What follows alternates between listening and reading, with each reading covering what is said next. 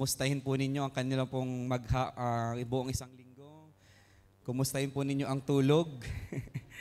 Amen. So, napakabilis po ng panahon. Ayan. Sige po. Settle down na po tayong lahat.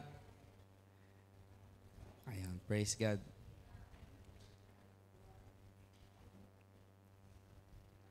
Okay po. So, pakilabas na po ang lahat ng mga Bible, ang lahat ng mga notebook, para tayo po ay sama-sama na nag-aaral, sama-sama po na natututo ng salita po ng ating pong Panginoon.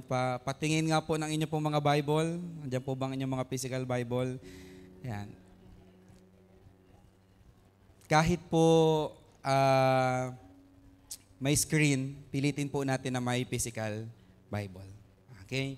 So, pakilabas po ang mga notebook kasi nagpo-promote po tayo ng ating pong pagsusulat. Okay, kung wala po kayong notebook, pwede pong sa ballpen or sa cellphone, okay, para kahit di na kayo gumamit ng ballpen. Okay. Minsan pa po, palakpakan natin ang pinakamalakas sa palakpak ang ating pong Panginoon. Ayan, sa mga nasa online, isang magandang umaga sa ating lahat. Hingi ako ng favor sa inyo. Paki-share po ang ating pong live. Ayan, sina Brother Steve, sina Brother Aki, Hulaw, si Milia. Ayan, sa lahat po nang nandiyan, Sister Eileen Hisule, Ate Marge. So sa lahat po na nandiyan, paki-share po ng ating pong live at sama-sama tayong matuto ngayon pong umaga. So ngayon pong umaga, dito na po lahat ng focus. Ayan, wala po sana nagkukwentuhan. Dito lahat po nakatingin para madama natin ang mensahe ng ating Panginoon. So, i-focus natin ang ating pong sarili sa ilang oras. I believe medyo matagal po ito kasi this is a principle na pag-uusapan po natin pero maaga pa naman po. So, nagsimula tayo ng maaga, makapagsimula tayo or matatapos tayo ng mas okay na oras. Hindi tayo nagmamadali. Kaya, hiling ko po na seryosoin po natin, makinig po tayong mainam, iwasan niyo po ang pakikipagkwentuhan, iwasan niyo po ang kumain, iwasan niyo po ang magtayo-tayo. So, para makapag-focus po tayo sa salita ng ating pong Panginoon. Tayo po ay magpapatuloy sa ating pong aralin ngayong pong umaga. Ang ating pong patuloy na pinag-uusapan ay ang pagiging mabuting katiwala at ang pagiging pagpapala para sa iba. Okay? So, kung akong tatanungin, yun ang pinakang best Tagalog or definition ng generosity. Yung ikaw ay nagiging pagpapala. Remember the lesson last Sunday, hindi ka lang basta makatulong. Okay, ano po ang ating lesson last Sunday? Ikaw ay maging pagpapala. Pag nakatulong ka, para bang sinasabi mong sa isang buwan na ulit mauulit yan. Okay, pag nakatulong ka, ibig sabihin dahil in-approach ka lang. Okay, pag tayo po ay pagpapala, so ibig sabihin umaapaw, best, quality, 101% atin pong ibinibigay. Ayan. So, nung nakaraang Sunday, pinag-usapan natin yung mga principles.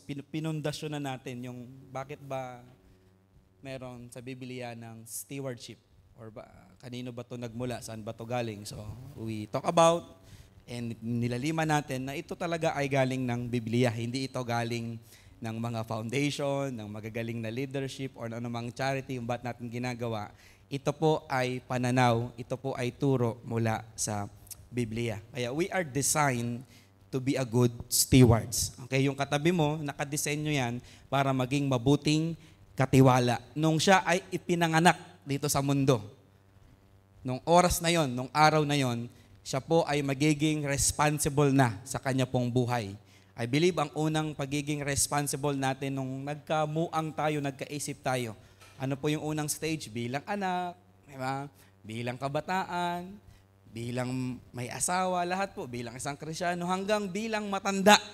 Kaya lalo nga po pag maedad na talagang dapat responsible po tayo. So, sunod na pinag-usapan natin, hindi tayo magiging good steward kung wala tayong panahon sa bagay po na yon. Remember, si Eva at si Adan, naalala niyo po yung kwento? Naging mabuting katiwala ba si Adan sa halamanan ng Eden? Opo. Kasi hanggang ngayon, na-experience natin yung mga hayop na pinagkatiwala sa kanya. Kung hindi siya naging mabuting katiwala, baka wala nang pares ng ibon, wala nang pares ng mga anumang mga hayop. At lahat ay may pangalan. Okay? So, Pero ang second question last Sunday, naging mabuting katiwala ba si Adan kay Eva?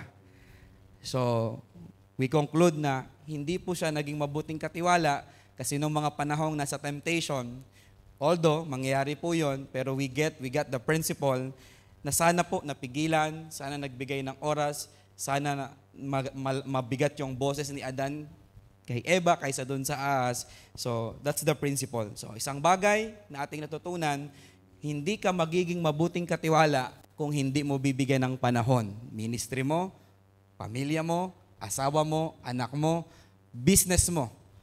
Kasama talaga ang panahon sa pagiging mabuting katiwala. Okay? And last Sunday, or yung last point natin last Sunday, your failure to be a good steward suffers the next generation. Kapag ikaw ay nabigong maging mabuting katiwala sa pangangasiwa ng lahat ng mga bagay, pwedeng maapektuhan ang susunod na henerasyon. Dahil hindi naging mabuting katiwala si Adan, ano pong nangyari? Pinalaya sila sa halaman ng Eden at may mas malalim pang nangyari. Dumaloy at nagsimula ang kamatayan, physically, spiritually, and eternally. At hanggang sa mga susunod pang henerasyon, even mga baby na meron po tayo ngayon ay may minanang kasalanan. Pero huwag kayong mag-alala, may pangalawang Adan na naging mabuting katiwala. Okay? Tuldukan natin doon. Ngayon po, almost series lang po ito, almost magkakadugsong. Ang ating pong pamagat ngayon pong umaga ay the love of money. Okay? Mali po yan. The love of money. Ayan, nag-update po ako, baka hindi nag-update sa docs. Okay? The love of money.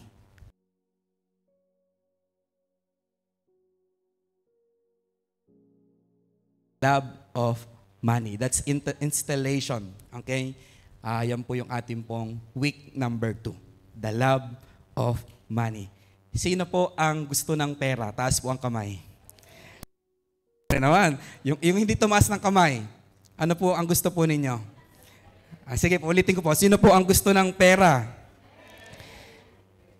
Parang ayaw nung iba talaga. For the last time. Sige po, baka po mabigyan kayo ni Lord ngayon. May nakaredy pa namang pera. Okay? Sino po ang gusto ng pera? Okay, syempre tayong lahat. Okay? Kasama na sa sistema ng mundong ito ang pera. Okay? Kasama na po sa sistema ito ang pera. Okay? So, nung last Sunday, listen po, focus po tayo. I believe mga 1.5 hour po ito. I need your cooperation. I need your ear para maisa-isa po natin. Para sa akin, medyo sensitive kasi yung lesson na to, lalo pag-uusapan ng pera. Hanggat maaari po, ayaw ko pong i-install po ito.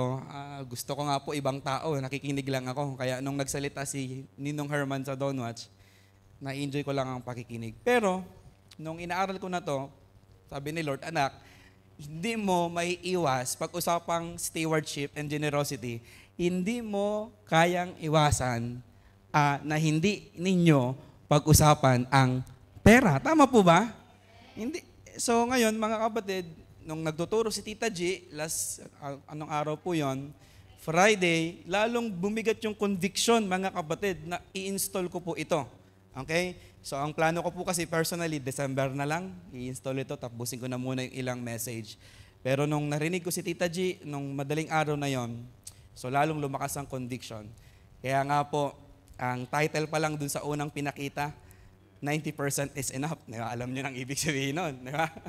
Tapos ngayon, nung nasa gitna ako ng sermon, parang hindi yun yung title. Okay? So pag-usapan natin, the love of money. Second question, masama po ba ang pera? Okay. Sige, ulitin ko po. Ayos po ng sagot. Masama po ba ang pera? Okay? So, siyempre, mas maganda may scripture. Okay? Buksan natin 1 Timothy chapter 6 verse 10. Unahin natin New King James Version. 1 Timothy chapter 6 verse 10. Okay? Basahin nyo na lang sa mata. Ako na lang may boses. For the love of money is a root of all kinds of evil, for which some have strayed from the faith in their greediness and pierced themselves through with many sorrows. Para mas malinaw sa Tagalog, sapagkat ang pag-ibig sa salapi ay ugat ng lahat ng kasamaan. Oh, ano kaya ibig sabihin? Dahil sa paghahangad na yumaman, may mga taong nalalayo na sa pananampalataya at nasasadlak sa maraming kapigatian. Dahil daw sa pera? Hindi po. Dahil daw sa pag-ibig, pagmamahal mo sa pera, nagsisimula ang lahat, nag-uugat daw. Ibig sabihin, doon nagsisimula, doon malalim ang lahat ng kasamaan. So pagpatay, kabisihan, selos, inggit, pride, isipin nyo na lahat ng kasamaan mga kapatid, ang ugat daw niyan ay hindi pera. Okay? Ang ugat niyan ay pag-ibig sa pera. O, sino po ang may pera ngayon pong umaga? Parang wala nang tumaas. Di ba? Siyempre may pera po kayo. Di ba? Pero siyempre baka may pagagamit. Huwag po kayong mag-alala, hindi ako manghihingi ngayong umaga. Alam niyo po, naglalaban sa akin kagabi. Ano kaya, Lord? Unahin, ang personaling plano ko, huli namin ang offering para after nito, para fresh pa. Pero alam niyo po conviction ni Lord, nak, huwag mo nang baguhin yung sequence ng program. Kapag sila natuto, kahit pa isang linggo, magre-rema pa rin yan sa kanila, a-apply pa rin nila. Si Lord talaga bilang tao ako po ang plano ko, huliin ko ang offering para fresh na fresh. Pagka narinig nila yung mensahe, nagbigay sila, ma-apply nila. Nung ako'y nagliligo kanina pa, dinidil ko, nak, hindi. Tuloy mo lang yung program ninyo. Kahit tapos na ang isang series na to, pag ito natutunan nila ngayong umaga, habang buhay nila itong dadalhin. Okay? So, hindi masama ang pera, just to remind everyone, nagagamit natin ang pera, pero yung pag-ibig sa pera ang nagiging masama. At ang nakakalungkot, marami na raw, I use raw, to be i-quote natin to, kay Apostol Pablo, na sinasabi sa kanyang disipulo na si Timoteo, marami na raw ang nalalayo sa pananampalataya. Tama po ba?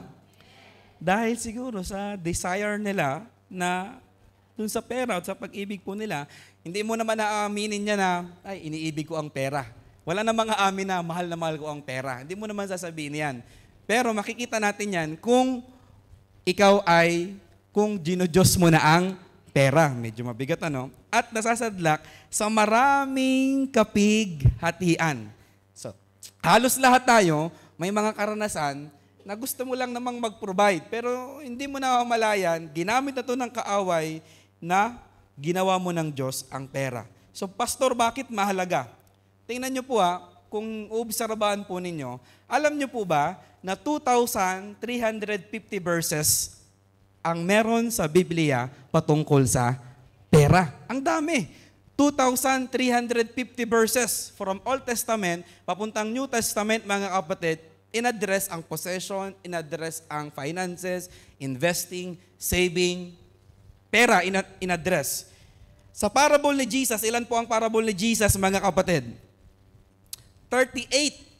Si Jesus po ay merong 38 parables, yung 16 po doon about sa pera. Kaya hindi pwedeng hindi natin pag-usapan. Samantalang yung verses patungkol sa faith ay 500 lang. Yung verses na patungkol po sa prayer, 500 lang. Kahit pag-addition mo pa tong 500 plus 500, mga kapatid, kulang pa rin kung ikukumpara sa rami ng verses patungkol sa pera. Even pagsamahin mo ang heaven at hell verses, mas marami pa rin katuruan si Jesus patungkol sa pera. So what does it mean, Pastor? Very essential ngayong umaga, kaya sabi ko nga po, hihingi ako ng extension sa inyo para mapag-usapan natin ito ng detail, ng isa-isa, ang patungkol po dito. So, ibig sabihin, pag ina-address ng Biblia, may gustong sabihin ang Biblia. Sa Bible, pag nakabasa kayo ng 2 ulit binanggit, 3 ulit binanggit, ibig sabihin, ini-emphasize nung author, nung nagsulat. Okay? Sa lahat ng driver, hindi nyo mapapansin, parang wala lang sa atin na kasi nakasanayan natin, yung mga guhit sa kalsada. Tama po ba, mga driver? Hanggang isang araw, mag-drive ka nang sa gabi, mahinang ilaw mo, ang laking tulong pala nung may mga guhit doon sa magkabila, yung mga puti, para malaman mong hindi ka palalagpas. Ang laking tulong po pala nun. nung umuso yung corruption, nalaman natin na ang tawag pala dun sa ilaw-ilaw sa gitna, anong tawag doon? Cat's eye, di ba? Yun yung tawag. Ang laking tulong po niyan pag malabo ang inyo pong mata or ilaw. Ang laking po niyan, tulong po niyan mga kapatid. So, hindi yan basta nilagay para display. Lahat ng nilagay sa daan, sinasabing mahalaga ito. Yun yung gusto kong sabihin mga kapatid. Halimbawa, yung verses na, fear not, do not fear. Ilang beses yan binanggit sa Biblia? 365. Tingnan nyo mga kapatid ha. So bakit sakto na 365? Ibig sabihin, araw-araw, dapat hindi ka matakot. So every detail, kung titingnan mo sa Biblia, mahalaga. So ito pa kaya, 2,350 verses mga kapatid, in-address sa atin para pag-usapan natin, i-guide tayo mga kapatid, para malayo tayo doon sa kasalanan na ang ugat ay pag-ibig sa pera. Mga kapatid, hindi naman sa pera lang talaga eh. Yung halaga po ng pera ang gusto natin. Tama po ba mga kapatid? So, may pera po dito. Sino pong gusto po ng pera? Sino? Okay? Anong pong mas malaki mga kapatid? Ito po o ito po? Parang mas okay ito. Pero hindi sa size. Saan po? Sa halaga. Okay? Kahit parang mas maganda yan. Kahit gaano kalaki, kung wala ng halaga, wala na rin po mga kapatid. Tama po ba? Okay? So, di ko po alam kung may halaga po itong 100 na nabigay sa akin. Sino po ang gusto ng 100? Kahit butas. Hindi ko po alam kung may halaga po ito. Sino po? Sige po, sa inyo na po. Sige. So, papalitan mo na lang sa bangko kung mayroong panghalaga yan. Okay? Listen, nagigets yung punto mga kapatid, na hindi naman yan sa kahit 1,000 pag yukot, kukunin mo pa rin. Tama po ba mga kapatid? Halimbawa, 1,000, pero natapakan na, kukunin mo pa rin. So, hindi tayo nagkukumahog para lang dun sa pera talaga. Ang ating pagsusumikap mga kapatid ay yung halaga nung pera. Kaya tayo nagpapakapagod, kaya minsan kahit Sabado, Linggo, wala na tayong pahinga sa lahat dahil yung halaga po nito, hindi talaga yung pera itself mga kapatid. Dahil yung pwede nitong maibigay sa atin. Kasi pwede mga kapatid yung pera ay mabigay yung kasiyahan sa atin. Yun nga lang pansamantala. Pag hindi natin nabantayan mga kapatid, yung pera na yon, napapalitan na yung trabaho ng Diyos. Anong trabaho ng Diyos? Magbigay ng kagalakan sa atin. Magbigay ng kakontentuhan sa atin. Dahil nga, nabibigay ng pera, yung pera na yon, yun yung hahanapin natin. Magpapakapagod tayo mga kapatid. Okay? Again, pansamantala ang pwede po nitong maibigay. Kaya nakakalungkot, hindi mo namamalayan, nagpapakapagod ka sa buhay, pero yung kagalakan, 1 oras lang. Tama po ba? Yung kagalakan, meron nga pong sumusweldo, pagkakuha, hindi na masaya agad eh. Kasi nakahati na eh.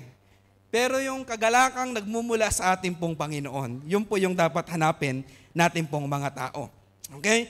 Kaya ang dami pong turo ng ating Panginoon, kasi sa ayaw mo sa hindi, sa panahon na ni Jesus, may pera na.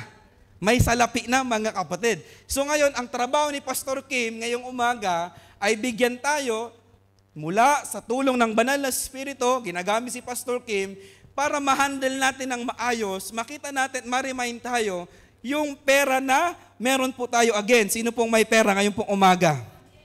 So lahat po tayo ay merong pera, hindi pwedeng wala. Lahat po tayo, maaring barya lang yan, maaring paparating pa lang, pero meron po. Okay? So nakakalungkot, dapat tayo ang nagkokontrol sa pera. Tama po ba? Pero marami, pera na ang nagkokontrol sa atin. Kaya ang sabi ng Biblia, kasi pwede itong dumating eh. Posible ba mga kapatid, na dumating sa pagkakataon, ang Diyos mo na ay pera? Tanong mo nga sa katabi mo, pwede kaya? Pwede. Kasi mismong Biblia ang nag-address po nito. Kung titingnan natin, sabi po ng Scripture, sige tingnan po natin. Mateo chapter 6 verse 24. Mateo chapter 6 verse 24. Basahin natin sa Tagalog muna. Walang aliping nakakapaglingkod sa dalawang Panginoon, sapagkat kapupuutan niya ang isa at iibigin ang ikalawa. O kayo lang, 1, 2, 3, basa. Ako lang. Hindi nyo maaring paglingkuran ng pareho ang Diyos at ang, sabi mo, hindi nyo napansin, bakit kinumpara ni Lord? Okay? Yung paglilingkod sa Kanya, yung Diyos, ang tinapat ay pera. Sa English version, mas kitang-kita eh. No one can serve two masters. Either you will hate the one and love the other, or you will be devoted to the one and despise the other. Ito po, sabay-sabay. You cannot serve both God and money. Very serious matter to mga kapatid kasi kinumpara si Lord sa pera. Pwede namang hindi ka maglingkod sa Diyos at sa asawa. Pwede hindi ka maglingkod sa Diyos at sa ministry, sa Diyos at sa cellphone. Pero kung titignan natin mga kapatid, dinitil ng Biblia na possible, kaya we just realized ngayong umaga na possible na ang kalaban talaga ng Diyos sa tao ay, ulitin ko po, pwede po kayo sumagot. Okay? Posible ba mga kapatid, at totoo ba, na ang sinasabi ng Biblia, ang kalaban ko talaga sa tao ay, is that an amen? Amen po ba mga kapatid? Malinaw, hindi yung trabaho lang, hindi yung asawa, material na bagay, kundi yung pera at yung pwede nitong ibigay mga kapatid, napakalinaw. Ang kompetensya ng Diyos sa atin ay pera. Okay? Again, hindi lang yung basta papel o yung hawak ko po ngayon, kundi yung nagagawa nito. Yung dulot nito, kasi kung wala namang halaga to, wala naman, hindi natin papansinin eh. Diba? Pero yung halaga kasi nung meron yung effect nito, mga kapatid. Halimbawa, bakit di nagsimba si sister? Pastor, nagtiyanggi po muna. Okay? Dahil ba addict siya sa pagtitiyanggi? Hindi, mga kapatid. Dahil gusto niyang kumita ng? Hindi, dahil ayaw niya talaga magtiyanggi, linggong-linggo, ayaw niya yan. Okay? Pero dahil gusto niyang kumita ng pera. Pero yung mas malalim pa sa likod nun, mga kapatid. Kasi, papasok yung kanyang anak bukas. Tama po ba? Nagigas siya mga kapatid. Yung nasa likod pa nung pinag-uusapan po natin. So, pagka ganon, naagaw ng pera yung dapat trabaho ng Diyos at pananampalataya mo. Tama po ba? Kasi ang trabaho ng Diyos at pananampalataya mo, meron kang paniniwala at pananampalataya na kahit hindi ganun yung kapamaraanan mo ng linggo, pwedeng mag-provide si Lord ng Lunes. Naagaw ng pera, yung dapat trabaho ng Diyos at ng pananampalataya mo. O bakit di nag-ministry si sister, si brother? Pastor, busy daw po sa school. Hindi yan busy lang. Pastor, gusto daw pong, hindi lang yan grades, mga kapatid. Nagpapaka-busy ang mga estudyante dahil mataas ang grade, hindi yan sa grade. Para pagdating ng panahon, makapasok ng magandang university. Pag nakapasok ng magandang university, makapagtrabaho. Pag nakapagtrabaho, may nagigets siya mga kapatid. Hindi talaga dahil matalino or adik mag-aral. Wala pong gustong-gusto mag-aral. Walang ganon mga kapatid. Pero dahil driven ng para sa araw, okay? Makabili din ako ng L300 na puti. Amen? Parang meron dyan sa unahang L300 na puti. Okay? So, hindi dahil gusto mo lang magtrabaho, kundi yung isang araw pwedeng ibigay ng pera na pinagtrabahuhan mo. Comfort, career, yung gusto natin, even flesh, even pagkain. Tama po ba? Gusto nyo rin kumain po dun sa bagong bukas na Chinese restaurant sa Buwak? Sino po ang nakakita na nun? Parang gusto ko rin mag-design. Mahal ba doon? Sa tingin nyo? Hindi naman, okay lang. Pwede mang bumisita tayo doon. Diba? Hindi lang basta magtrabaho ka. Pastor, sana makapunta rin tayo ng Jollibee after ng mainit. Di ba? Sinong gustong pumunta ng Jollibee after ng mainit at kanat? Di ba? Ang sarap mag-drive to doon sa campus, ano? Praise God! Again. Hindi dahil masipag mag-aral, hindi dahil gustong magtiyanggi, hindi dahil gustong magtrabaho, yung nasa likod ng pera. tingin po, makinig po. Ulitin ko, inaagaw nito yung trabaho ng Diyos at ang trabaho ng iyong pananampalataya. Makakapagpagawa ba ito ng bahay, ang pera? Makakapag-aral ka dahil sa pera? Makakapag-asawa ka dahil sa pera? Makakapagpakasal ka dahil sa pera? Magkakaroon ka ng posisyon dahil sa pera? Magkakaroon ka, ngayon nga po ang tindi. Yung kahit hindi mabuntis, may kapamaraanan ngayon ng mundo, yung naturok. Dahil sa pera. Pero again, ulitin ko po, lahat ng mga bagay na yan, inaagaw yung trabaho ng Diyos at ang iyong pananampalataya. So bakit? Dahil dumating ka sa punto ng buhay, hindi mo na lang gusto ng pera, iniibig mo na ang pera. Sinasamba mo na ang pera. Kaya ngayon pong umaga, nagbigay ng mga principle ang Diyos para hindi natin mahalin ang pera. Kaya naunawaan ko, I just want to be honest, ngayon ko lang lalo naunawaan. Kaya pala, from Old Testament, papuntang New Testament, nagsabi siya ng mga ganitong pangangaral, ng mga principle sa Biblia, ang isang dahilan lang, hindi dahil bonus na masuportahan ng church, mabigyan si pastor, mapag-aral si brother. Alam niyo po ba ang pinakang dahilan ng mga biblical principle about money? Para hindi natin mahalin ng pera. Para malayo tayo sa pagkakasala. Masadlak tayo doon sa mga kapigatian at mamuhay tayo sa kamalian. So number 1 principle na ginawa ng Lord, na pinag-uusapan na natin, number 1, principle of stewardship. Ang principle of stewardship, mga kapatid, we are owners of nothing but stewards of everything. Sa principle number 1, para bang sinasabi sa Tagalog, walang sayo.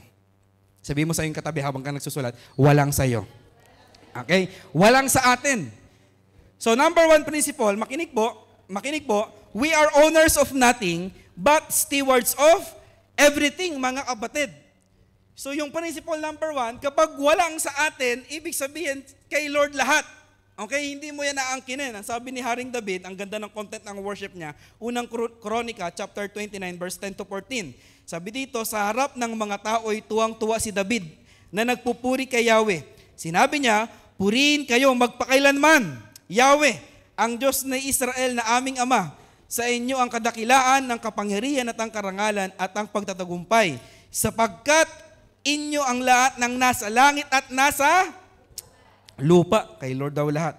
Sa inyo ang kaharian at kayo ang dakila sa lahat. Verse 12. Kayo lang. 1, 2, 3. Basa.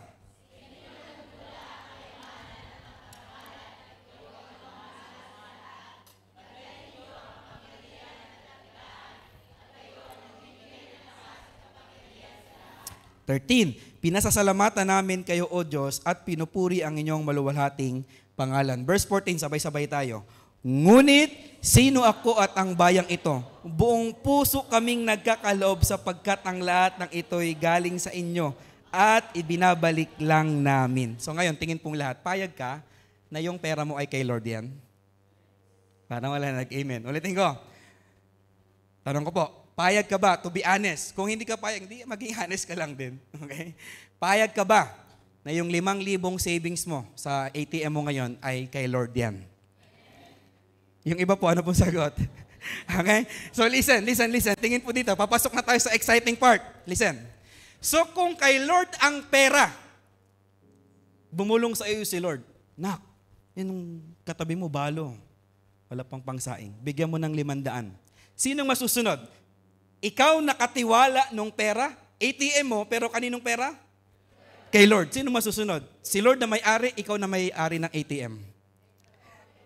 Yan ang nangyayari. Kaya tayo nahihirapang ibigay sa iba. Dahil ang turing natin sa pera natin ay sa akin. Tama po ba mga kapatid? Pag may sense ng ownership, decision mo. Pag may sense ng ownership, mga kapatid, kung ayaw mo, walang makakapigil nun sa iyo yun eh. Pero again, ang unang principle, tinuturuan tayong anak, akin yung pera mo. Sige, huwag na akong magbibigay ng ilang mga ilustrasyon. Mag-focus tayo sa pera. Anak, akin yung 1,000 mo. Okay? So, ngayon may mga conviction na anak, wala pang baon si Rainiel. Okay? Baka pwede mong ibigay yung 500, yung kalahati. So ngayon, pag nalaman mo, na yung pera ko naman at lahat ng meron ko kay Lord. So, sino pong masusunod mga kapatid? Parang wala na akong kausap. Lipat natin sa ganito. Parang ngayon nyo na akong kausapin pag pera eh. Lipat natin sa ganito. May bagong L300 dyan. Okay? Kinuha akong driver. Okay? So mga kapatid, ang may-ari, halimbawa si Brian. Ang may-ari ay si Brian. Pag sinabi ni Brian sa akin na driver, diba? Driver Kim, baka pwedeng mag-drive ka sa Yuok. Okay? Ang gusto kong pumunta sa mainit. Ngayon, sino masusunod? Ako na driver o yung may-ari? Nagigets niyo yung principle? So, kaya tayo nahihirapan na magbigay, may conviction man o wala, nakita natin yung kalagayan, ayaw natin gawin yan. Kasi nga, malakas at matindi yung sense of ownership natin. Remember, mga kapatid, sa talinhaga, naalala niyo yung talinhagang manggagawa ng ubasan? Naganap yung may-ari. Maghahanap ako. Gising ng maaga. Sabi na scripture, maagang-maaga naganap. Ano yung maagang-maaga sa atin? 5:00, sige. Tama po ba? 5:00, maagang-maaga. Alas 5, maagang-maaga naghanap. Ay ba? Nagkasundo sila. Isang salaping ginto, isang salaping pilak, okay na yon. Pagpatak ng 9:00, naghanap pa yung may-ari. Remember the parable? Nasa palengke, patayo-tayo ka lang dyan pa rin eh. Okay? So, 1,000 din isang salapi din ang usapan nun. Pagpatak ng 12:00, naghanap pa ulit, pinapunta. Pagpatak ng 3:00, naghanap pa ulit yung may-ari ng ubasa na yon. Pagpatak ng 5:00, naghanap pa ulit. Remember the story? Si Jesus, ay ba? Ngayon, swelduhan na. Isipin mo, ikaw nagsimula ka ng 5:00, madaling araw pa lang, nag-ano ka na dyan, ay ba? Pumila ngayon lahat. Yung binigyan ng 5:00 ng hapon, binigyan ng isang salaping pilak. Ngayon, excited yung nagtrabaho ng maaga-aga. Siguro baka baka mas marami-rami. Diba? Ay ngayon, yun din ang ibinigay. Nagreklamo ito. Sabi ng verse, Matthew chapter 20, verse 12 hanggang 15, sinabi nila, 1 oras lamang nagtrabaho ang mga ito na huling dumating. Samantalang maghapon kami nagtrabaho at nagtiis sa nakakapasong init ng araw. Bakit naman pinagpara-pareho ninyo ang aming upa? Diba? Parang unfair, ano? Kung titingnan, ano? Sumagot ang may-ari ng ubasan, isa sa kanila, Kaibigan, hindi kita dinadaya. Hindi ba't pumayag ka sa isang salaping pilak? Kunin mo ang para sa iyo at tumalis ka na. Ano sa iyo? Kung ibig kong bayaran ang nahuli ng tulad ng binayad ko sa iyo. 15, ito na yung pinag-uusapan natin. Wala ba akong karapatang gawin sa ari-arian ko ang aking maibigan? Kayo ba'y naiinggit dahil ako'y nagmagandang loob sa iba? Yung tingin ng mga naunang nagtrabaho ay pangit ng kanyang pamamalakad, unfair. Pero ginawa naman ni Jesus yon. Sabi natin si Jesus to mga kapatid para tumulong sa iba. So ngayon, ang may karapatan mga kapatid nung ubasa na yon, depende sa kanya mga kapatid. Dahil siya po ang may-ari. Okay? To be honest, minsan, sino yung dumarating sa pagkakataon na may pangungusap si Lord, pero ang hirap mong i-release. Parang nakangiwi na po lahat ng parang yung iba nakagano na sa bangko ay. Kita ko pa rin kayo, ang taas ng stage natin eh. Nag-gets niyo mga kapatid? Ito po ang ating kalagayan. Hindi po tayo may-ari ng pera. Doon tayo sa pera. Pera na meron po tayo. May mga pagkakataon, ilalagay ka ni Lord sa mga sitwasyong nakita mo yung sitwasyon talaga. So kahit walang conviction, pag nakita mong nauuwaw, anong gagawin? Kahit walang conviction, pag nakita mong nauuwaw, siyempre, iinumin. Pero may mga pagkakataon din naman na hindi mo nakita yung sitwasyon, na-convict ka lang, kasabay mo lang sa jeep, may conviction ka lang. Una, nakita mo yung sitwasyon, magbibigay ka. Pangalawa, hindi mo nakita yung sitwasyon, may conviction naman from the Lord. So magbibigay ka pa rin. Okay din naman yon. Pero alam niyo po yung okay na pagbibigay, yung pangatlo. We simply give because giving is biblical. Ulitin ko po. We simply give kahit hindi mo kita yung sitwasyon, kahit walang conviction. Sino po nga amin? Hindi naman lagi may conviction na magbigay. Tama? Hindi mo naman laging kita yung sitwasyon. Ako po, madalas ako doon sa pag nakita ko yung sitwasyon. Pag sa mga mission po, pag nakita ko yung sitwasyon, talagang, madalas po ako doon, talagang magbibigay talaga. Pero naunawaan ko yung pangatlo po yung pinaka-the best. Hindi dahil may conviction ka, hindi dahil nakita mong kailangan bigyan, we simply give because giving is biblical. At wala nang nag-amen ngayong umaga. Sabi ko na nga po, ang hirap talagang i-preach po nito eh. Pero, this is the conviction of God na ituro po natin. Lalo na, doon sa mga sinabi ng Biblia na tulungan natin. Balo, biyuda, ulila, mahirap, broken-hearted, servant of God, bulag, pilay, lumpo. Sabi ko nga sa interpretation ko sa mugpog, yung mga sipunin. Ayaw pumunta nung naalala nyo, ayaw pumunta nung mga inangyahan eh. Nakabili kasi ako ng lupa. O talinaga ito ulit ni Jesus. Hindi muna. Nakabili ako ng 5 pares ng baka. Hindi muna. Bagong kasal ako. Hindi muna. Anong sabi ni Lord? Sunduin mo yung mga sipunin. Mga mababahong singit. Yung parang walang value, pinasundo ni Lord. Lord, meron pang bakante. Meron pa doon. Yung mga hindi makalakad. Yung mga natibi. Yung parang walang value ang pinasundo ni Lord. Anong sabi? Yung mga nauna, hindi sila makakatikim ng aking mga handa. Ni isa sa kanila. So ang pinakang the best na tulungan pala, yung mga hindi kayang magbalik ng tulong. Wow, what's the principle? Question. Pastor, may sinabi ba sa Biblia na grupo na hindi dapat tulungan? Ano po?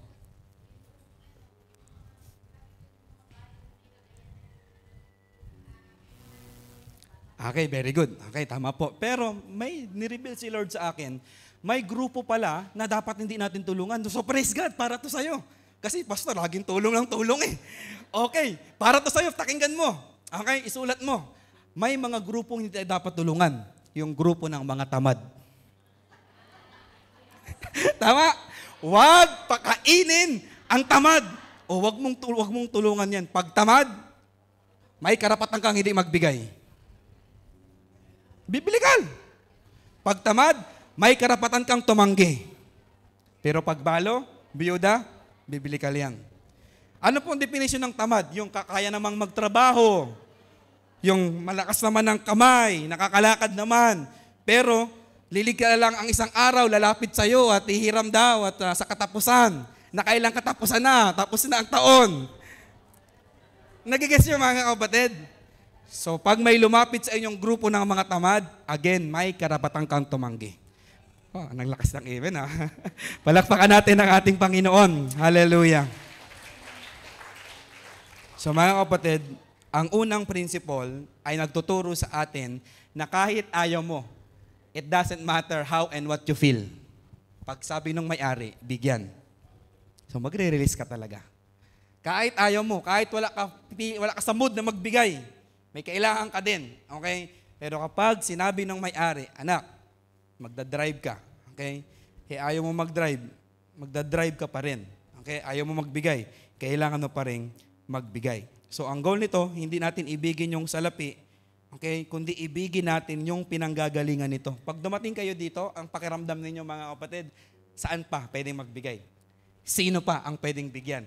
Kailan pwedeng Di ba pagkasama kayo sa mission, sino po ang nakasama sa mission? Namimigay ng tsinelas, namimigay ng mga damit. Di ba excited tayo? Kasi malinaw sa ating puso na yung dala-dala mong damit para sa mangyan. So habang lumalapit yung mga mangyan, hindi mga mangyan, yung mga katutubo. Okay, bawal banggitin ng mga mangyan eh. Mga katutubo.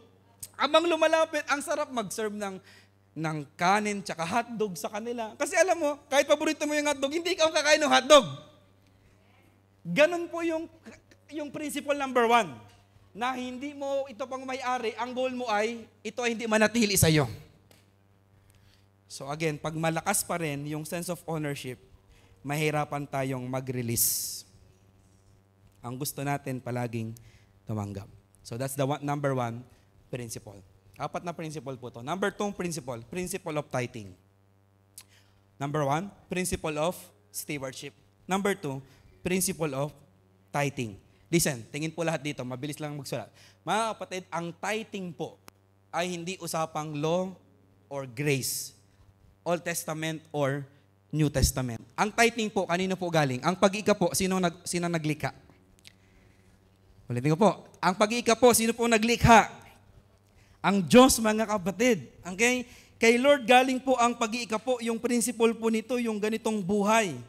Hindi dahil kailangan ng church, actually nasa gitnang bahagi na yan. Sa unang-unang mga kapatid, honoring ang pag-iika po. Panahon nino? Melchizedek. Sa panahon ni Melchizedek, mga kapatid, he just want to honor God na lahat na nagbigay po sa kanya. Okay? Sa panahon ng mga Israelita, punta na tayo sa gitnang bahagi, hindi sila nagiging tapat. So ngayon mga kapatid, yung tithing, from honoring, simply honoring, hindi batas. Dahil dumating ang mga Israelita sa aklat ng Malakay, nagnanakaw sila kay Lord. Kaya ginawa itong utos, ginawang batas ang tithing. Na kapag hindi kayo nag-tithes, kukonsider kayong magnanakaw, isusumpa kayo.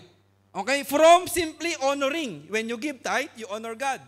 Dumating sa gitnang bahagi mga kapatid, hindi na siya honoring na lang. You need to be faithful. Kailangan mong maging tapat. Naunawaan po ninyo mga kapatid. So when you give tithe, you honor God. Sama natin yung pangalawang principle, you are faithful to God. Ito yung principle na may percentage. At pag may percentage, lalong masusukat ang katapatan. Tama? Sa mga may kiluhan. Di ba? Ano ang kadalasang dinadaya? May mga karnihan. Di ba yung kilo?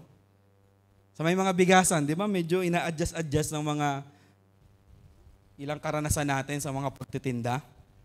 So, from Melchizedek, honoring lang naman ng tithing, sa mga Israelites, ginawa na siyang batas. Okay? Wala na tayo sa batas. Nasa grace na tayo mga kapatid. Okay? Ano na pong sunod? Trusting. From honoring, lahat ng binibigay ni Melchizedek, hindi, pagpapakita Lord, ito'y lahat ay sa iyong, bibigay ako ng 10 bahagi. Dahil nandaya ang mga Israelite, ginawang batas, sa New Testament, sa panahon natin ngayon, wala na tayo sa batas. Hindi natin ginagawa yung tithes, mga kapatid, dahil sinabi ng Malakay chapter 3 verse 10, more than na doon, beyond. Bakit? Trusting na mga kapatid. Honoring, faithfulness, trusting. Bakit trusting, Pastor? Kasi yung 100%, pagtitiwalaan mo ang Diyos na kayang pagkasayin yung 90% sa'yo. Di ko alam kung nagme-minister yan. Bakit trusting sa New Testament? Kasi magtitiwala ka na kahit bawasan ni Lord. Kasi pagpapakita, yung 10 ay kay Lord. So ngayon, ang pagkakasayin mo sa pag-aaral, operational, sa date, paborito mong pagkain, pag nagja-Jollibee ka, pag natayo na yan next year, kukuha saan, mga kapatid? Sa 90%. Nagigets niyo ba, mga kapatid? Ngayon, matitest tayo.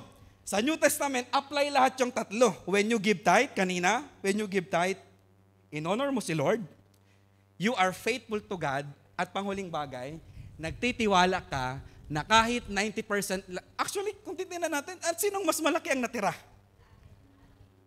Actually, parang hindi pa nga tama yung preaching ko eh. Kasi bakit? Kanino yung malaki ang pwedeng pagbudgetan? Sa 90 o sa 10? Sa 90, kanino yung 90? Sa tao o sa Diyos?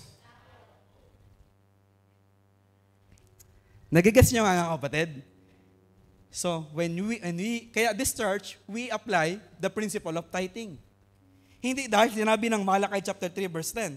Dahil sumula pa nung una, yan ay pag-honor kay Lord, tayo ay nagiging tapat mga kapatid, test of faithfulness natin. Diba? And sa pagtitiwala natin na kahit ito ay 90, actually ang laki pa nga nung 90 eh. Sige, tingnan natin. Sa 1,000, ilan yung 90%? 900. Ang pagkakasayin, actually hindi pagkakasayin, ang gagamitin yung tamang term ng buong, halimbawa, 1 week. Okay? Tapos yung 10% kay Lord. Ilan yung 10% ng 1,000? 100. 100 versus 900. Alin ang mas magandang budgetan dyan? Nagigets niyo po? Pero most of the people in the church, hindi lang dito, ayaw ng principle po na ito. Kasi bakit? Babalik pa rin sa una, akin yan ba't mababawasan? pag ginawa natin yung math, mas lamang pa rin ang tao. Pero magtitiwala ka, Lord, paano nyo po nagagawa? 10% lang yung sayo, pero nagbibigyan mo yung taga Luzon, nabibigyan mo yung taga Visayas, nabibigyan mo yung mga taga Mindanao. 10% lang yung napupunta sa'yo, bakit ang dami mo pa rin pagpapala sa amin? Samantalang 90% yung sa amin, ang dadamot pa rin namin. Naunawaan nyo na po yung principle, mga kapatid. So, we don't give tithe because of only doon sa Malakay chapter 3 verse 10. We give tithe kasi principle ito ng honoring, faithfulness, and trusting God. Mga estudyante, do you give tithe to the Lord? Mga nanay, do you give tithe to the Lord? Mga tatay, do you give your tithe to the Lord?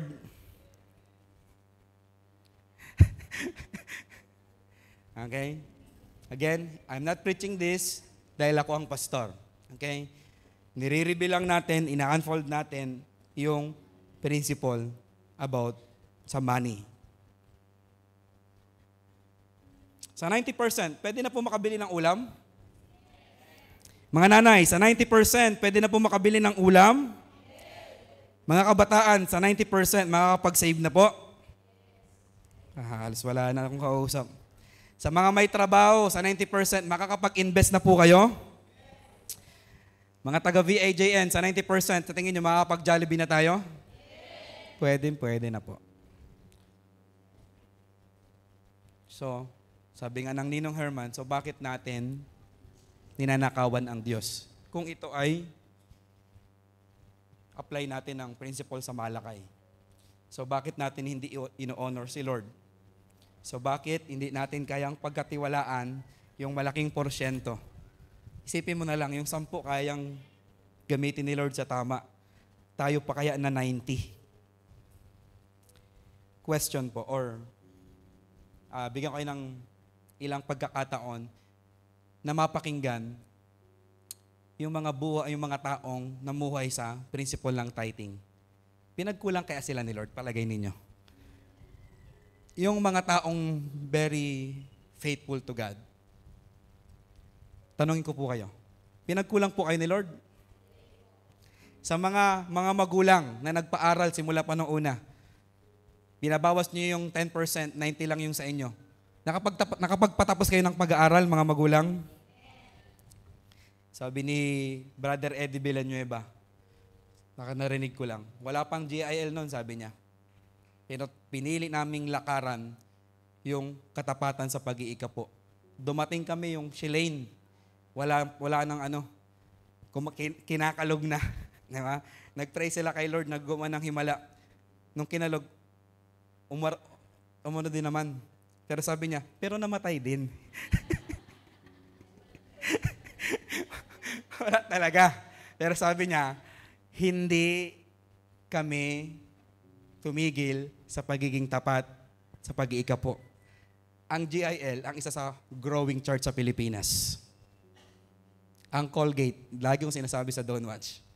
Dumating sa punto na bibili na tayo, pabili pong Colgate, yung close-up. Sa sobrang sikat ng Colgate. Bakit? Dumating sila, ginawa nilang 20%. Dumating sila, mga kapatid, ginawa nilang 90% ang tithe nila, 10% lang yun sa kanila. That's the real true-to-life story, mga kapatid. So again, tanungin niyo yung mga katabi niyong namumuhay sa tithing kung pinagkulang po sila ni Lord. Ang alam ko lang po dati, pagbigay ni Lola ng allowance galing dun sa pinaglukaran, babawasan na ni Lola, halimbawa, 200. Babawasan na yan, 20. Pag binigyan kami ng 500 baon, nanggar kami sa Midwest, bawas na yung 50. Ganun lang alam ko. Pero nung unti-unti, hindi pala ganun lang yun, mga kapatid. Yun pala ay pag-honor, pagiging tapat, at pagtitiwala. Kaya pansinin mo, mga kapatid, when you don't honor God, if you are not faithful to God, and you don't trust God, sino pong tingin dito lahat? Sino naniniwala? Kahit 100% ang sayo, kulang at kulang at kulang pa rin. Bakit? You don't honor God, you are not faithful to God, and you don't trust God. May mga karanasan kayo, namumuhay kayo sa tithing. Ngayon, binago nyo na. Hindi na. Kulang talaga eh. Ngayon, mga kapatid, same yung ibibigay mong amount, Halimbawa, yung tithes mo, 3,000. Hindi mo binigay, kinuha mo kay Lord. Pansin mo, nagkasakit yung anak mo, 3,000 din ang bayad sa doktor. Sino pong nakaranas? Ganon din mga kapatid. So again, hindi to manipulation. Gusto ko lang ituro sa inyo yung principle. Nasa sa inyo po, kung gusto nyo itong lakaran o hindi. Nasa sa inyo po yan mga kapatid. But this is the principle of God. Just want to remind, hindi po dinidelay ang pagtatights. Tama po ba? Baka kasi nararanasan ninyo na hindi na muna, hindi rin inuutay-utay ang pagtatights. Yung kalahati, itatabi ko muna sa ATM. Okay, baka may ganyan. Okay? May karanasan kasi tayo dyan na-share sa akin, tinuro ko naman sa ating mga kapatid. Hindi po inuutay-utay. When you receive something from God, ibigay nyo yung 10. Ibig sabihin, honoring, faithfulness, and trusting po yon. Pag inuutay-utay mo, nag-aabang ka kasi, baka kasi may gastusin ako, may pwede akong kunin. Tama po ba? Hindi po dinidelay, hindi inuutay-utay mga kapatid. Hindi rin po kino-convert. Okay, ililibre ko na lang yung mission team. Yun na ang aking tithes. Hindi po pwede yon. Kawalan po ng honoring, faithfulness, and trusting po yon. Bakit? Pinapagaan mo lang yung sarili mo. So, ang aking tithes ay 3,000. So, ang apamerienda ko ay siguro mga 2,500. Okay? So, hindi po mga kapatid. Hindi rin po inuutang ang tithes. Utangin ko muna. Next week ko na ibabalik. Nangyayari po yan mga kapatid. Just want to very gentle and friendly reminder mga kapatid. At hindi rin po ginagamit sa iba ang tithes. Okay? So, yan po yung mga ilang mga paalala po, mga practical and locally dito sa church, paalala po natin. So, pastor, kanino dapat mag-tithes? Sa mga kinukonsider mong local church. Okay? Saan pa, pastor? Sa nagpapakain sa'yo. Saan pa, pastor? Sa mga simbahang gusto mong suportahan. Okay? Halimbawa, may church ka dito, may gusto ka pang suportahan. So, pwede ko bang mag-tithes doon? I believe yes. Okay? Kasi ang principle ng tithing, to support, pagdating sa mga Israelite, to support the priest, to support the simbahan. Okay? So, pwede po yan. Sa tao at simba ang ino-honor po ninyo. Okay? So, pwede po yan. So, if you consider this is your local church, you can have your tithing here. May mga gusto kayong supportan. So, it's between you and God po, mga kapatid. Okay?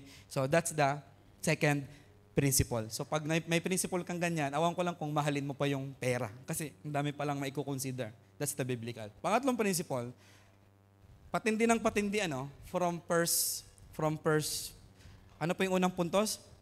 Stewardship, pangalawa, tithing, and pangatlo po ay first fruits. Okay? Number 3, first fruits. Okay? Yan po yung pangalawang principle. Ang unang mga ani. Ayan. First fruits. Sa first fruit, mga kapatid, principle, ang ina-address dito yung pagsasakripisyo. Sa first fruit, mga kapatid, kung sa steward, wala pang kirot, wala pang sakit, kung sa 10%, medyo kaya-kaya mo pa, matindi mga kapatid sa principle ng first fruit. Ang sabi dito mga kapatid, may kirot kang mararamdaman. May sugat kang mararamdaman. Sabi ni Haring David, I will not offer to the Lord that cost me nothing. Kasi sabi nung bigay ko na lang yan sa inyo. Ay ayaw pumayag ni David. Hindi ako mag-aalay kay Lord nang walang bayad, nang walang sugat. Okay? So matindi po ang first fruit. Sabi ng Levitico chapter 23 verse 9 to 10, sinabi pa ni Yahweh kay Moises, sabihin mo rin sa mga Israelita, na kapag naroroon na sila sa lupaing ibibigay ko sa kanila, tuwing anihan ay magdadala sila sa pari ng isang bigkis ng una nilang ani. That's the principle. Nehemiah chapter 10 verse 35, taon-taon ay dadalhin din namin sa templo ni Yahweh ang unang ani ng bukirin at ang unang bunga ng punong kahoy. Exodus chapter 34 verse 26, dadalhin ninyo bilang handog sa bahay ni Yahweh ang inyong Diyos, ang inyong mga pinakamainam. Sabihin natin lahat, pinakamainam. Mas malakas, pinakamainam. Pinakamainam na unang ani ng inyong bukirin. And Kawikaan 3 verse 9 hanggang 10, ito yung nagpa-move sa akin last Don't Watch.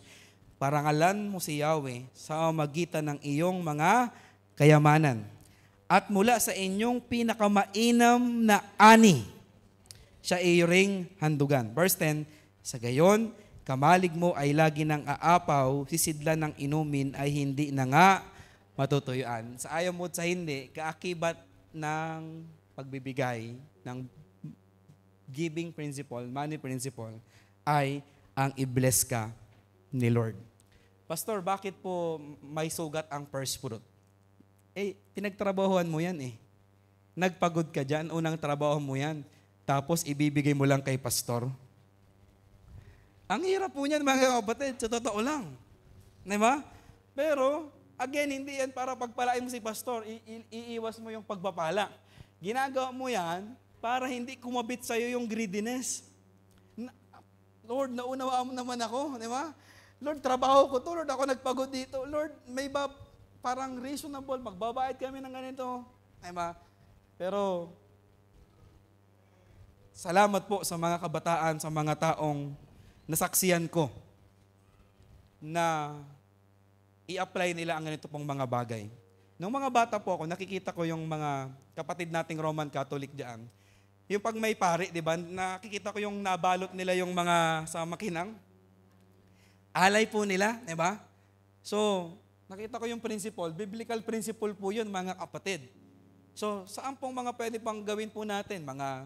Parang ang hirap ngayon, parang kung titingnan po natin, ang anak ng baboy mo ay 10. Alin dun yung first fruit, mga kapatid? Ay, paano kung yung unang anak ay pilay? Alam niyo po, pag spiritually speaking, at applying the principle, doon sa 10 anak ng baboy, kunin mo yung pinakamainam. Pinakamaganda. Yung hindi bulag, hindi mutain, hindi pilay, hindi yung mamamatay, ibigay na to sa church at anniversary. Hindi po. Doon sa 10, ang i-consider mong first fruit, mga kapatid, ay yung pinakamainam. Okay? Ganon din po kaya kahit hindi po panganay, na anak ninyo, pwedeng ibigay kay Lord, magpastor. Hindi yan typical na yung unang lumabas, yun ang pastor. Hindi po. Kung kayo may 5 anak, diba? Na may pagkatawag dyan sa 5 na yan, kahit nasa gitna yung anak na yan, ibigay mo kay Lord, siya yung magpapagamit. Okay? So that's a principle, mga kapatid. So, again, napakahirap. Pahirap na tayo, mga kapatid. Ang hirap nito. Halimbawa, makagraduate si Lovejoy. Unang trabaho ni Lovejoy. Mga unang sweldo ng mga graduate, mga 15,000. Ganyan yung mga sweldoan yan. 15,000, 18,000. Blessed na pag naka 25,000. Unang trabaho. Kay Ate Love, 25,000. Dami mong nahiraman. Nakaplano ka na, bibili ka ng bagong sapatos. Lilibre mo sa Jollibee yung mga kapatid mo. Diba? Maglalaban na yan, Ate Love. Ano kaya? I-apply ko kayong first fruit? Lord, hindi na, mag-ano na ako. Pakalmahin ko na yung sarili ko. So, nasa sa inyo po yan, ha? I'm just telling and unveiling or unfolding yung biblical principle. So, it's your conviction to the Lord if you want to apply this. Hindi dahil, Ate Love, pag ginawa ko to, lalo akong papagpalain ni Lord, hindi. Gagawin mo yan kasi ayaw mong dumikit yung greediness sa puso mo. Ayaw mong dumating sa punto ng buhay mo na dahil ang hirap po dito, parang ang takbo ay sa'yo. Gagawin mo ang mga bagay na yan, simply, this is biblical. Hindi dahil Old Testament or New Testament, this is biblical. Pastor, New Testament na naman tayo. Alam niyo po bang mas mahirap sa New Testament? Sa Old Testament, first fruit. Sa Old Testament, first fruit. Sa New Testament, ano po? All of your fruits. Kasi mga kapatid, so hindi ito usapang old and new. Old covenant, new covenant, batas o grace now, mga kapatid. This is principle. Biblical principle. Gawa chapter 4, verse 32 hanggang 37. Tingnan niyo po nagkaisa ang damdamin at isipan ng lahat ng mananampalataya. At hindi itinuring ni numan na sarili niya ang kanyang mga ari-arian, kundi para sa lahat. Taglay ang dakilang kapangyarihan, ang mga apostol ay patuloy nagpatotoo tungkol sa muling pagkabuhay ng Panginoong Yesus. At ang masaganang pagpapala ay tinaglay nilang lahat. 34, sabay-sabay. Walang kinakapos sa kanila sapagkat ipinagbibili nila ang kanilang lupa o bahay at ang pinagbilhan ay ipinagkakatiwala nila sa mga apostol. Ipinamahagi naman iyon ayon sa pangailangan ng bawat isa. Pwede ba nating ipagbili uli yung L300 dyan? Tapos, ibigay kay pastor ang pinagbilhan. Ako ang magde-decide. Sino pong may mga lupa dyan? Magkano na ang lupa ngayon? Pwede bang ipagbili natin? Tapos ako ang magde-decide. Ito, kailangan ng pang-tuition.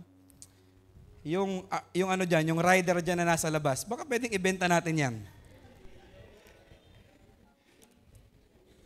So, anong mas mahirap? Old Testament, New Testament? New Testament actually, kung yan yung issue mo sa giving. Kasi Old Testament, first fruit. Sa New Testament, all of your fruits. Lahat. 36. Ganon ang ginawa ni Jose. Tingnan nyo to, ang ganda nito. Isang Libitang taga Cyprus na tinawag ng mga apostol na Bernabe, na ang ibig sabihin anak ng pagpapalakas loob. 37. Ipinagbili niya ang kanyang bukid at ipinagkatiwala sa mga apostol ang pinagbilan. So, sa nilubot, halimbawa, Lolo Paquito, okay bang ipagbili natin ang iyong bundok sa kalupaan? Kasi si Cyprus, yung bukid eh. Diba? Sino yung mga bukid dyan? Ipinagbili niya ang kanyang bukid at ipinagkatiwala. Hindi ibinibigay, hindi kay pastor, hindi kay apostol. Anong term? Ipinagkatiwala. Hindi sa kanila mapupunta. Ipinagkatiwala lamang, mga kapatid. Sa mga apostol ang pinagbilan. Sila naman ang magde-decide. Si Aaron, parang kulang pa ng pamasahe, lagi nakikiangkas, kailangang bilan natin ng isang motor. Ay, parang ganun. So, that's the biblical principle. Tingin lahat dito. Tingin lahat. So ngayon,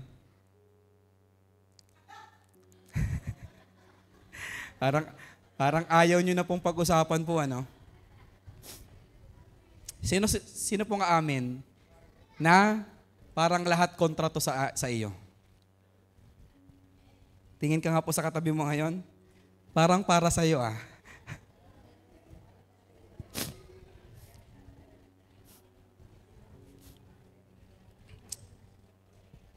May isa pa po mga kapatid. Pero parang di na kaya, no? Yung lahat pala patungkol sa pera, parang lahat ang principle ni Lord ay parang lahat ay i-attach, ano sa atin, tanggalin. Parang, pansinin niyo po, nung nakaraang linggo ko lang po ito nare-realize, lahat talos ng principle sa Biblia, ng patungkol sa pera, gumawa si Lord ng kapamaraanan para hindi ka ma-attach, para hindi mo yakapin masyado, para hindi ka mahulog dun sa pag-ibig sa salapi. Kasi sa stewardship, hindi daw sa'yo. Sa tithing, yung 90 lang yung sa'yo. Sa first fruit, yung pinakamainam pa ang ibibigay. Gumawa si Lord ng platform para hindi ka mahulog sa pag-ibig mo sa salapi. Last and final principle. Principle of sowing. Principle of sowing. Pagtatanim. Okay? Principle of sowing. 2 Corinto chapter 9, verse 6. Sabay-sabay nga po, sa kaya pang magbasa. 1, 2, 3, basa. Ito ang ibig kong sabihin. Ang nagtatanim ng kakaunti ay aani ng kakaunti. Ang nagtatanim ng marami ay aani ng marami. This is sowing. Okay? So, ito yung kinakot ng maraming mga ayaw mag-tithes. Kasi ang kasunod niyan, magbigay kayo ng maluwag sa loob. Ito lagi yung kinakot ng allergy sa tithing. Okay? No. Okay? This verse is a verse for sowing. When you give tithe to the Lord, you just honor God. You are just faithful to God and you just trust God. Okay? Without sowing. In offering, mga kapatid, ikaw ay nagtatanim. Okay? Offering is beyond your tithes. ang offering mo, mga kapatid, ay beyond, lagpas pa doon sa iyong pag-iika po. Okay? So, offering is not limited to 10%. Ang tithing, malinaw, biblically, 10% talaga. Kung gawin mong 20%, so nasa sa iyong conviction yan, pero biblical principle, 10% ang tithing. Sa offering, mga kapatid, it's beyond. Okay?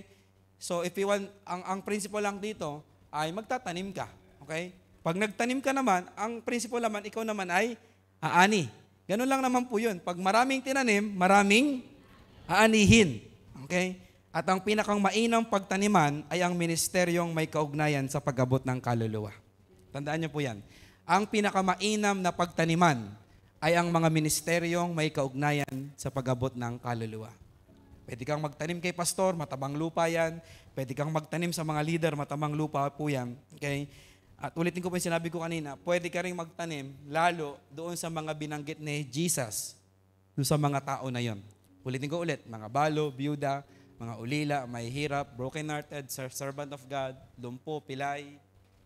Lahat po ng binanggit ng Biblia, yung mga taong walang kakayahang magbalik ng tulong sa iyo.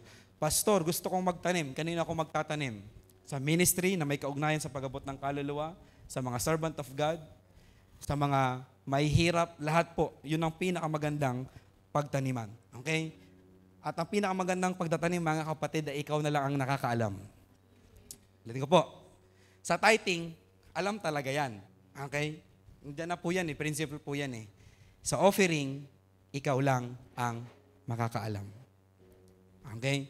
So, it's between you at that person, it's between you and that, yung si Lord. Okay? That's the principle in offering. Sabi ng Lucas 14:13-14, subalit kapag ikaw ay maghahanda, angyayahan mo ang mga mahihirap, mga lumpo, mga pilay, mga bulag. Kapag ganito ang ginawa mo, papagpalain ka. Dahil hindi man nila masuklian ang ginawa mo, ang Diyos ang magbibigay sa iyo ng gantimpala. Tingnan niyo po, sa muling pagkabuhay ng matuwid. So kung hindi ka pagpalain ni Lord, hindi dahil sinungaling si Lord. Halimbawa, hindi ka pinagpala ngayon, sabi naman, papagpalain tayo sa muling pagkabuhay. Ano yan? Resurrection yan. Diba? So, ibig sabihin, sa kabilang buhay, magkakaroon ng malaking handaan, makakasalo po tayo doon. Ano pong tawag doon sa mga student ng SFM? Kasalan sa langit? Marriage Supper of the Lamb. Mangyayari po yan.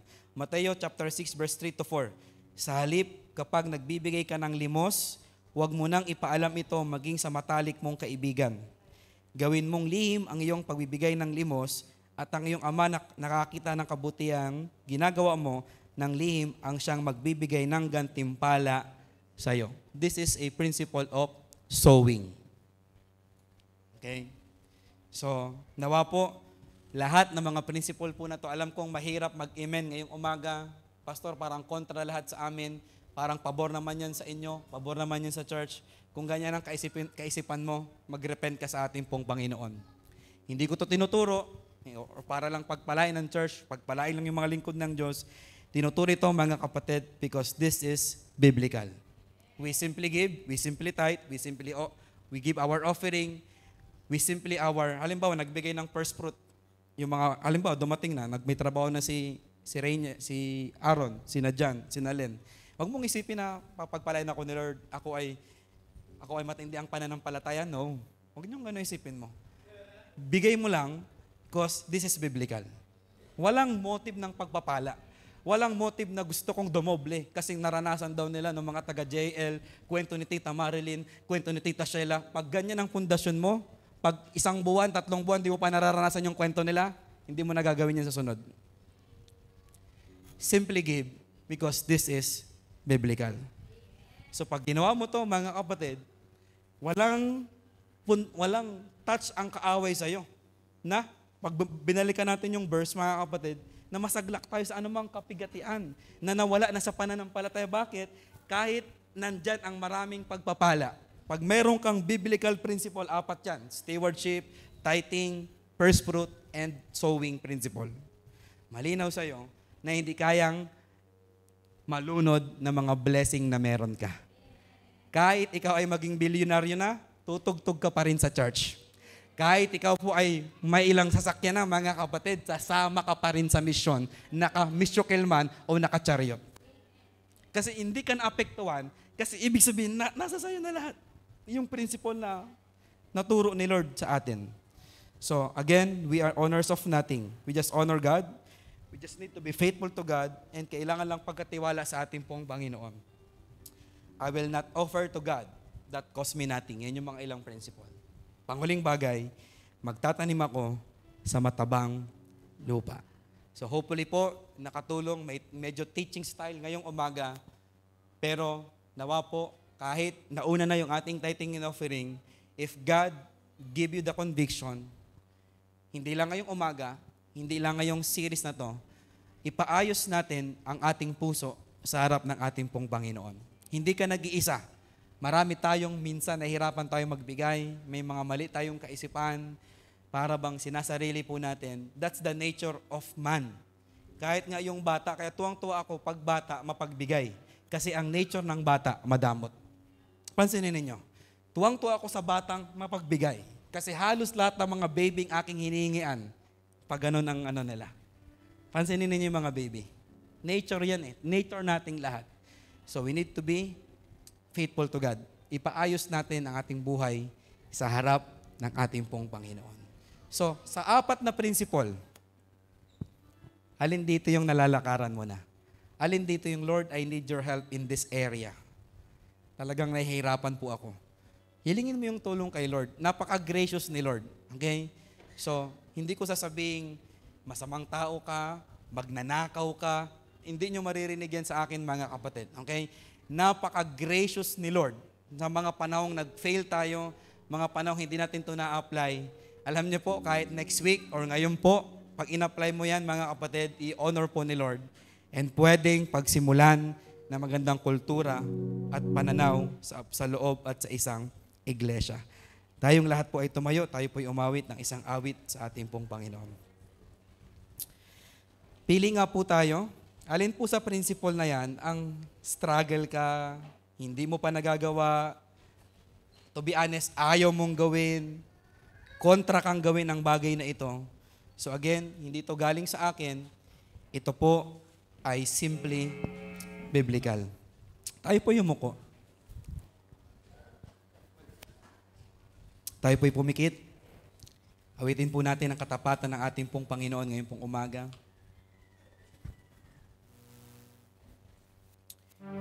Kung naniniwala ka po na tapat talaga ang Diyos, ipagkatiwala mo lalo ang area ng iyong financial. Kung may touch sa iyong puso na may pagmamahal ka sa salapi, just repent to God, open to God, say it to God, ask help from the Lord. Lord, help me ngayong umaga. Tuloy tayo nakapikit, dahil tayo nakayuko ngayong umaga. Tuloy nating damin ang presensya ng ating pong Panginoon.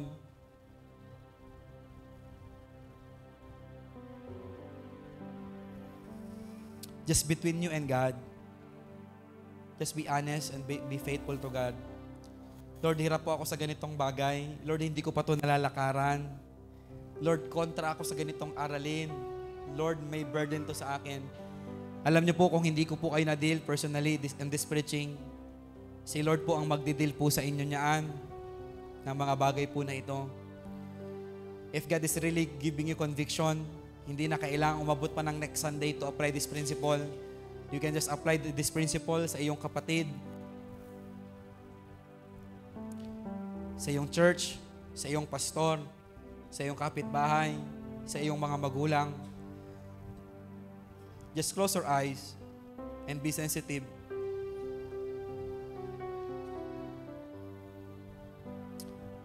Bago mo awitin yung lyrics ng awit, maging totoo sa iyo na tapat si Lord sa kahit pinakakonti pa na provision na pera na meron ka ngayon.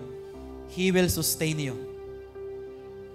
I-sustain ka ni Lord na kahit tipong maliit, hindi kasya, hindi kaya. Habang inawit mo yung kanta na to, na siya ay tapat sa habang buhay, maging totoo sa atin ang ating mga pinag-usapan ngayong umaga. Tapat sa habang buhay, ika'y mabuti magpagkala.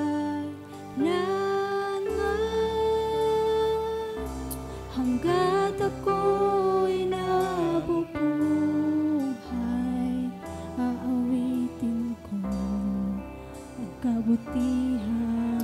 Minsan pa lahat tayo, siya'y tapat.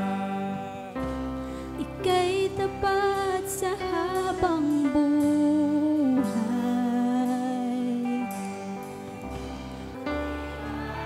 Ng Diyos, minsan pa sa pinakamalumanay na tinig. Ika'y tapat. Aawitin ko ang Kabutihan ng Diyos. Aawitin ko Ang kabutihan ng Diyos. Purihin natin ang ating Panginoon. Bigyan siyang pinakamalakas sa palakpak. Pagpupuri, pagsamba. Sige po, open your mouth.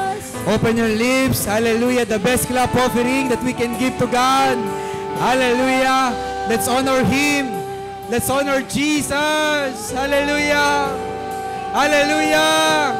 Let's honor once again the King of Kings, the Lord of Lords. Honor with your lips. Honor with your finances. Honor with your family. With your marriage right now. With your ministry right now. Honor Jesus.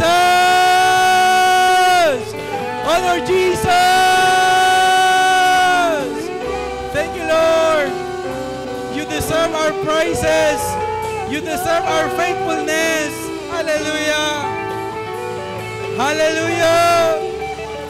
Hallelujah. Thank you, Jesus. Thank you, Jesus.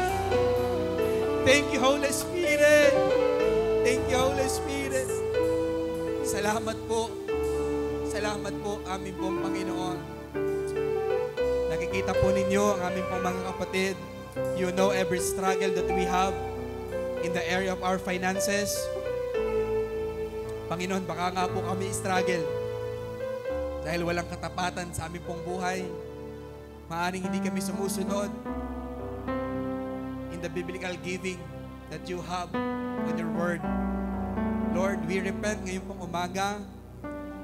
Lahat ng pagsuway, lahat ng pandaraya, lahat ng pagiging makasarili, lahat ng pag-angkin namin na ang totoo ay sa inyo ito, Panginoon. Lord, help us na lakaran po ang biblical principle about money, about finances. Kilala po ninyo ang aking mga kapatid. Alam niyo po ang bawat struggle nila, Panginoon. Hindi lingid sa inyo ang bawat dahilan na sinasabi nila, Panginoon, at laman ng kanila pong mga puso. Lord, I pray to God na kahit tapos na po ang mensaheng ito, patuloy po kayong magmensahe pa rin hanggang sa mga susunod na linggo, sa mga susunod na panahon, sa mga susunod na ipapagawa niyo sa amin. Lord, we want to walk on your faithfulness, to be a good steward. Nalakaran namin ang tithing principle, ang sowing principle, pagiging stewardship namin, Panginoon, good stewards namin, O Diyos. Lord, help us na maibigay sa inyo ang pinakamainam na ani. Ito man ay sa hayop, pananim, pera, or sa amin pong magiging mga supling. Tulungan nyo kami na ito'y may alay sa inyo. Gamitin ninyo ang lahat ng ipinagkatiwala nyo sa amin. Lord, kausapin ninyo ang aking mga kapatid. Give us conviction. Give us burden on this biblical giving. Thank you, Holy Spirit. Thank you, Holy Spirit. Maraming pong salamat. Can we just raise our hands into heaven and receive the benediction of God from heaven? Continue to close your eyes and feel the presence of God. Father God in heaven, we continue to lift up our hands unto you. This is prophetic gesture of humility that we must be decreased and you must be increased sa aming pong mga buhay.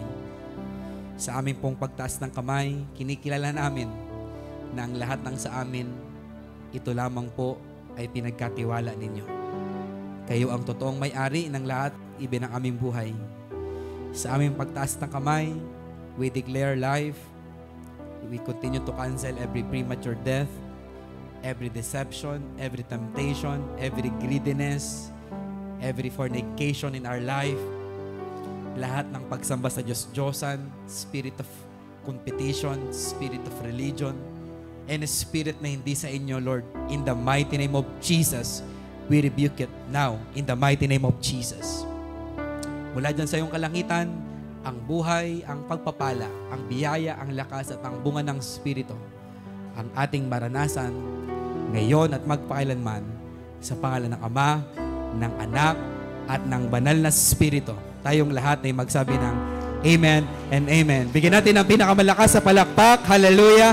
Hallelujah! Thank you, Jesus! Thank you, Holy Spirit! Thank you, Holy Spirit! Hallelujah! Thank you, Lord! Thank you, God! Thank you, God. Bago tayo umupo,